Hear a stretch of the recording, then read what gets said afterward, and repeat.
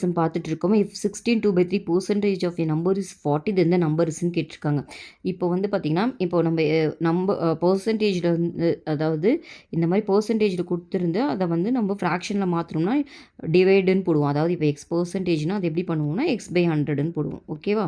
But இங்கே வந்து பார்த்தீங்கன்னா மிக்சடு ஃப்ராக்ஷன் இருக்குது. அதை முதல்ல இம்ப்ராப்பராக மாற்றுறோம். 16 × 3 48 48 + 2 50/3 பெர்சன்டேஜ்னு வந்திருக்கு. ஓகேவா?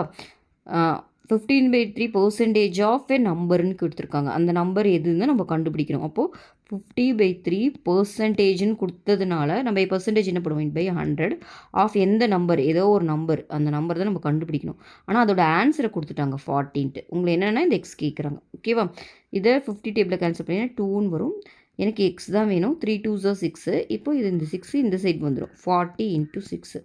அப்போ மல்டிப்ளை பண்ணிங்கன்னா 4 6 24 240 தான் சம்மோட ஆன்சர். ஓகேவா?